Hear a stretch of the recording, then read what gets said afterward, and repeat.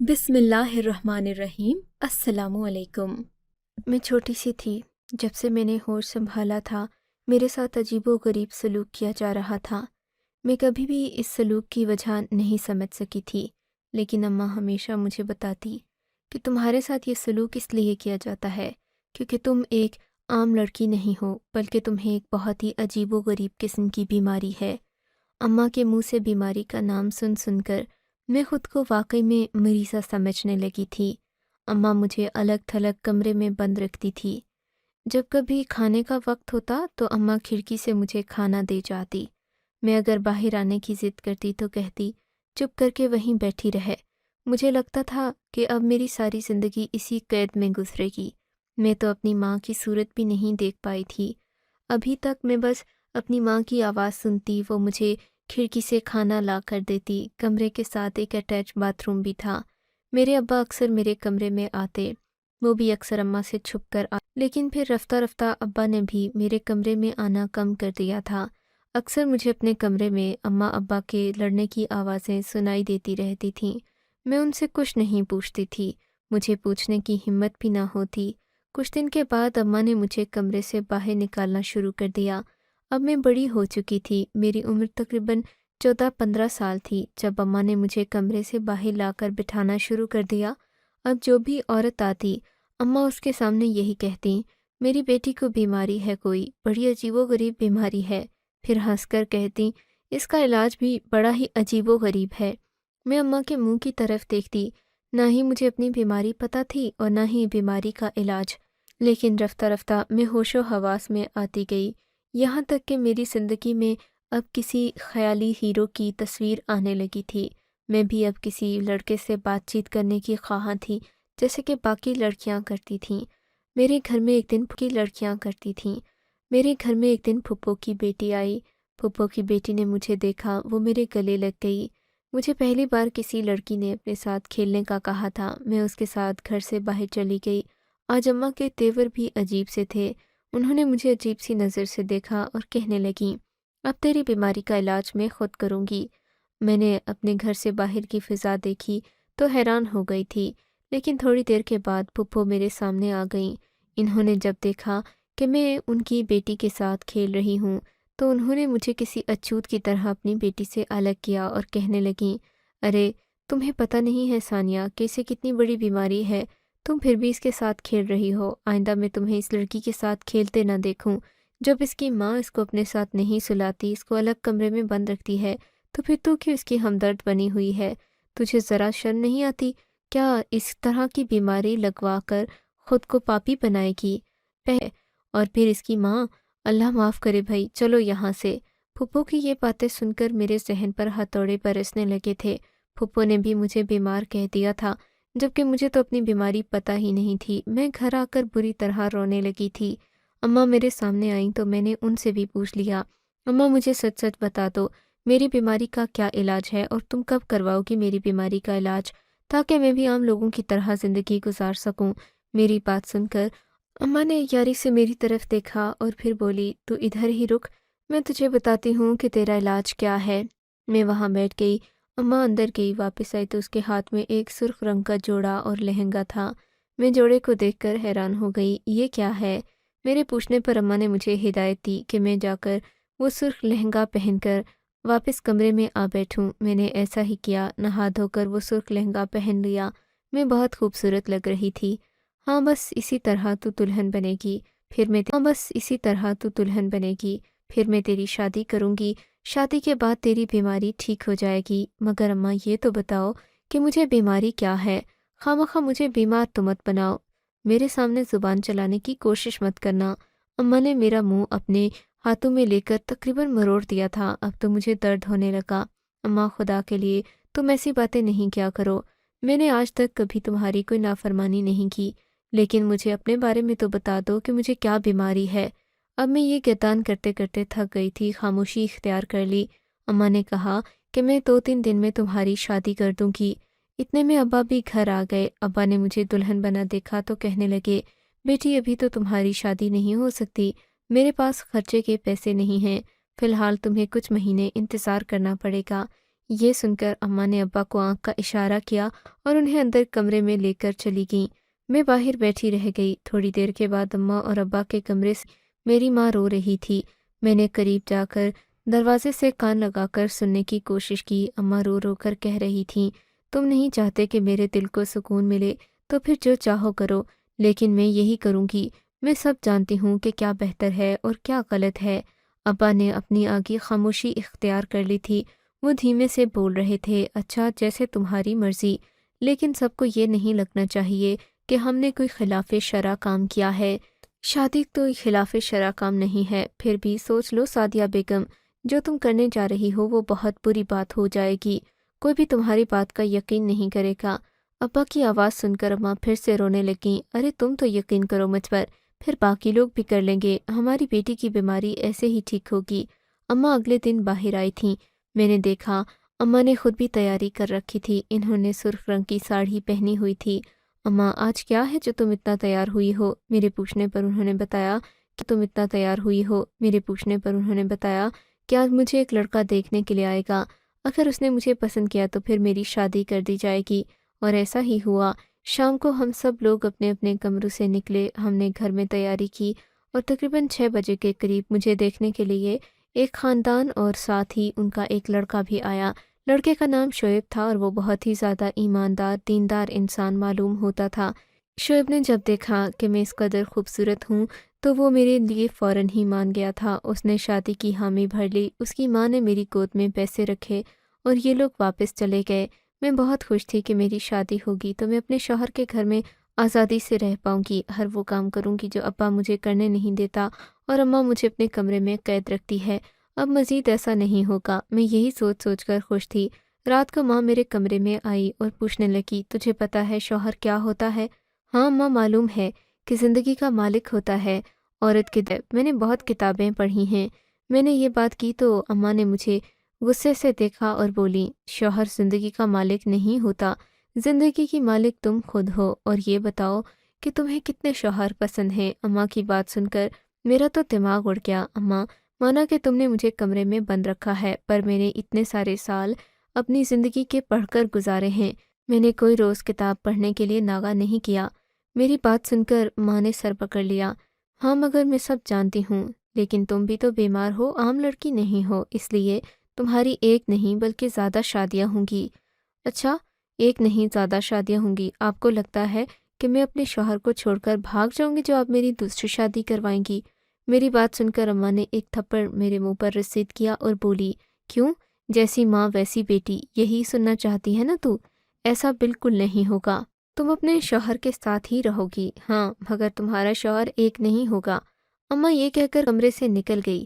مجھے اس کی بات بالکل سمجھ نہ آئی، نہ ہی میں نے اس بات کو زیادہ سنجیدگی سے لیا تھا، کیونکہ کون عورت پاگل ہوگی جو اپنی بیٹی کی شادی ایک نہیں 2 لوگوں سے کروائے گی؟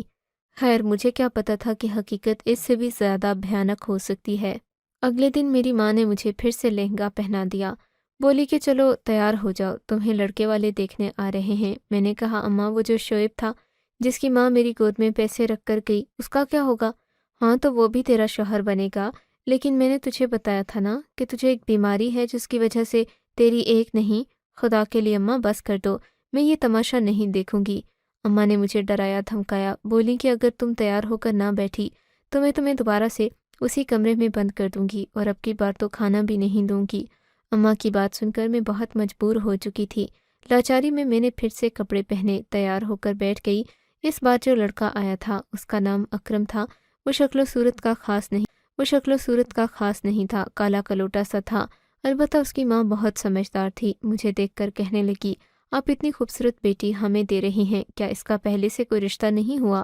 اماں نے فوراً نفی میں سر ہلا دیا، نہیں جی، ایسا تو کچھ نہیں ہوا، لیکن بس ہمارے کچھ اپنے قاعدے قانون ہیں، شادی کے وقت میں آپ کو بتا دوں گی۔ اماں نے یہ بات کہہ کر ان لوگوں سے بھی بات پکی کر دی تھی۔ اب تو میں سوچنے لگی کہ میرے کتنے سارے منگیتر اور کتنی شادیاں ہوں گی۔ یہ بات مجھے حیران کر رہی تھی۔ اگلے ہی دن اماں نے ایک اور لڑکے کو بلایا اور یوں کرتے کرتے اماں نے 4 لوگوں کے ساتھ میری بات پکی کر دی۔ سب کو یہی کہا کہ میری بیٹی صرف تمہاری ہے اور تم ہی اسے اپنے گھر کی بہو بنا کر لے جانا، पर हकीकत तो मैं जानती थी कि अम्मा ने 4 लोगों से मेरी बात कर रखी थी। अब मैंने सोच लिया था कि मैं यहाँ से कोई ना कोई राह फरार इख्तियार करूँगी। आखिर जब निकाह वाला दिन आएगा तो क्या होगा? क्या वाक़ई में मेरी शादी? नहीं, ऐसा कैसे हो सकता है?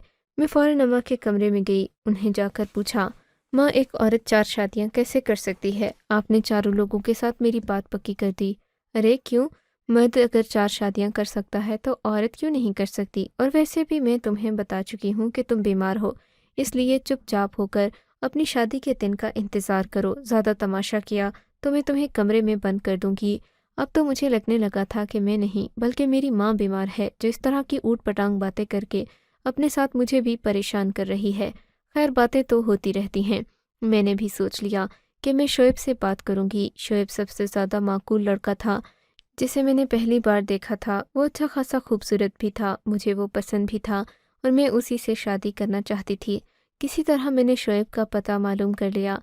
शोएब को फ़ोन किया तो वो मेरे घर के बाहर आ गया। मैंने उससे कहा कि मैं तुम्हारे साथ बाहर चलकर बात करना चाहती हूँ। मुझे देखकर वो खुश हो गया। मैं उसके साथ बाहर पार्क में आ गई। यहाँ आकर मैंने उसे सारी हकीकत बता दी। कहा कि मैं तुमसे शादी करना चाहती हूँ, पर मेरी माँ मेरी शादी 4 लोगों से कराना चाहती है। शोएब ने मुझसे कहा कि तुम मुझसे भागकर शादी कर लो। मैं इस अमर के लिए राज़ी नहीं हुई। मैंने कहा, मैं ऐसा नहीं कर सकती, तुम्हें कुछ करना होगा कि तुम मुझे इज़्ज़त से ब्याह कर ले जाओ। शोएब ने कहा कि मैं भी तुम्हारे बारे में सब कुछ जान चुका हूँ, मैंने खुद भी तहकीक करवाई है। लेकिन मैं एक बात तुम्हें बता दूं कि तुम्हारी माँ तुम्हारी दुश्मन है और उसका तुम्हारे साथ रिश्ता क्या है ये तो तुम्हें बाद में पता चलेगा। लेकिन फ़िलहाल के लिए इतना ही कहूँगा कि वो तुम्हारी खैरख्वाह नहीं है। वो तुम्हें ज़िल्लत के और रुसवाई के एक ऐसे गड्ढे में धक्का देगी जहाँ से निकलना तुम्हारे लिए मुश्किल ही नहीं, नामुमकिन भी हो जाएगा। ये बात सुनकर मेरे रोंगटे खड़े हो गए। क्या अम्मा वाकई मेरे साथ कुछ बुरा करने जा रही थी? मैंने दिल में सोचा। लेकिन वो इंसान की मर्ज़ी के मुताबिक नहीं होता। शोएब ने भी मुझसे कहा कि तुम मेरे साथ घर से भाग चलो, पर मैंने उसे कहा कि अम्मा ने मेरी बाकी लोगों के साथ भी बात कर रखी है। मेरी बात सुनकर शोएब को गुस्सा आ गया। बोला कि अच्छा, क्या तुम भी अपनी माँ की तरह अपनी 4 शादियाँ करवाना चाहती हो? उसकी बात सुनकर मैं सहम गई थी। इससे पहले कि मैं कुछ कहती, उसने मेरे मुँह पर हाथ रखा और मुझे डरा धमका कर अपनी गाड़ी में बिठा दिया। मैं परेशान हो गई थी। इससे पहले ज़िंदगी में मेरा कभी ऐसा कोई तजुर्बा हुआ नहीं था, लेकिन मैं मुतमईन भी थी। कम अज़ कम मेरी माँ से ज़्यादा तो समझदार शोएब ही था। आधा घंटा गाड़ी चलने के बाद उसने एक जगह पर गाड़ी रोक दी थी। हम लोग जहाँ आए थे वो एक अदालत थी और यहाँ पर हमारा निकाह होना था। शोएब ने मुझे बताया कि मैं तुमसे शादी करूँगा और तुम्हें अपनी बीवी बनाऊँगा। अब तुम सिर्फ़ और सिर्फ मेरी बीवी हो। मेरी माँ ने तुम्हारे हाथ में पैसे रखे थे, निशानी रखी थी, दुआए खैर हुई थी। सो ये कोई तरीका नहीं कि तुम्हारी माँ उल्टी सीधी बातें करके तुम्हें मुझसे दूर ले जाए। मैं शोएब की हिम्मत पर हैरान थी। उसने मेरे साथ निकाह किया, 2-4 और लोगों को भी बुलाया और फिर मुझे अपने साथ लेकर अपने घर आ गया। उसने अपने माँ बाप को उनके कमरे में ले जाकर सारी बात बता दी। उन्हें तो यकीन नहीं आ रहा था कि कोई माँ अपनी बेटी के साथ ऐसा भी कर सकती है, लेकिन शोएब ने उन्हें सारी बात तफसीलन समझाई। खुदा जाने कि वो कैसे माने, क्योंकि कोई भी इंसान इस बात पर फ़ौरन तो क्या ज़्यादा अरसे के बाद भी यकीन नहीं कर सकता। लेकिन खैर, अब मैं शोएब के घर आ चुकी थी। इससे पहले कि हम उसके कमरे में जाते, मेरे घर के दरवाजे पर ज़ोर ज़ोर से दस्तक होने लगी। शोएब ने जाकर दरवाज़ा खोला तो मेरे अब्बा कुछ गुंडों के साथ घर में दाखिल हो गए। अब्बा के साथ जो लोग थे उनके हाथों में भी डंडे थे और वो सब के सब बहुत ज़्यादा ख़तरनाक और खूनी किस्म के मालूम होते थे। तुम्हें शर्म नहीं आई? हिम्मत कैसे हुई मेरी बेटी को मेरे ही घर से भगाने की? खुद को बड़ा हीरो समझते हो? अब्बा ने मेरे शौहर को पीटते हुए कहा था। मेरा जहन खौफ के ज़ेरे असर था। समझ में नहीं आ रहा था कि हो क्या रहा है। अब्बा मुझे बाजू से पकड़कर घसीटते हुए गाड़ी में डालकर वापस घर ले आए थे। मेरा शौहर खुदा जाने कहाँ गया था, मुझे कुछ होश नहीं रहा था। रास्ते में अब्बा ने मुझे बहुत डांटा और बोला, वो तो लड़का था, बाहर का था, हमें उससे कोई उम्मीद नहीं थी, पर तुम्हें तो अपने माँ बाप की इज्जत का ख्याल होना चाहिए था। तुम क्यों उस लफंगे के साथ अपने ही घर से भाग गई? अब्बा, वो लफंगा तो नहीं था, आपने खुद मेरे साथ उसकी बात तय की थी। ہاں کی تھی، لیکن تمہیں پتہ ہے تمہاری ماں کا رو رو کر برا حال ہے۔ وہ بیچاری صبح سے رو رہی ہے، اس نے کوئی کھانا نہیں کھایا۔ اس نے کہا تھا کہ اگر مجھے میری بیٹی نہیں ملی تو میں اپنی جان دے دوں گی۔ میں سوچ بھی نہیں سکتا کہ میری بیوی میرے سامنے تڑپ تڑپ کر جان دے دے۔ وہ میری محبت ہے، تم کیسے؟ ابا مجھے گھر لے آئے۔ میری ماں مجھے دیکھ کر گلے لگانے کی بجائے اپنی جوتی لے کر دوڑی اور بولی، تجھے شرم نہ آئی کہ تو اپنی ماں کے گھر سے بھاگ گئی؟ کون سی جنت ڈھونڈنے گئی تھی؟ ماں نے بھی مجھے بہت مارا تھا، لیکن اب میں کسی کی منکوہا تھی، کسی کے نکاح میں تھی۔ میں کیسے ان لوگوں کی کوئی بات مان سکتی تھی؟ اماں نے کہہ دیا کہ میں کل تیری شادی 3-4 لوگوں سے کرواؤں گی، اور کوئی مجھے روکنا چاہے تو آ کر روک کر دکھائے۔ اماں کی بات سن کر میں سمجھ گئی تھی کہ اس کا دماغی توازن خراب ہو چکا ہے، پر ایسا نہیں ہوا۔ رات کے وقت سارے گھر میں تیاریاں ہونا شروع ہو گئی تھیں۔ میرا باپ، وہ بھی ساری تیاریاں مکمل کرنے کے چکروں میں ادھر ادھر کے چکر لگا رہا تھا۔ گھر کو پورا لائٹ سے سجا دیا گیا تھا، ہر طرف روشنی تھی۔ لیکن حیرت کی بات تو یہ تھی کہ محلے میں کسی کو بھی دعوت نہیں دی گئی تھی کہ ہمارے گھر میں شادی ہے، بلکہ عجیب و غریب قسم کی لڑکیاں ہمارے گھر آ گئی تھیں۔ وہ سب مجھے تیار کرنے لگیں۔ میں کسی طرح شعیب سے بات کرنا چاہتی تھی۔ میں نے ایک لڑکی کو اعتماد میں لیا، اس سے فون لے کر شعیب کا نمبر ملایا۔ میں نے شعیب سے بات کی، اسے کہا کہ میری ماں میری شادی مزید 3 لوگوں سے کرے گی۔ شعیب کہنے لگا کہ ایسا ہو ہی نہیں سکتا، اسلام میں صرف ایک ہی شادی ہوتی ہے عورت کی، اور ہاں، کوئی بھی مولوی اتنا بیوقوف نہیں کہ 3 نکاح ایک ساتھ پڑھا دے، وہ بھی ایک ہی لڑکی کے۔ ایسا نکاح تو جائز ہی نہیں ہوتا۔ تم فکر نہ کرو، میں تمہیں جب آ کر لے کر جانا ہوگا تو لے جاؤں گا۔ تم میری ہو اور میری ہی رہو گی، اس کے علاوہ تم فی الحال کچھ مت سوچو۔ میں نے تو شعیب سے بات کر لی، میں مطمئن ہو گئی تھی، پر میں نہیں جانتی تھی کہ اماں کا منصوبہ کیا ہے۔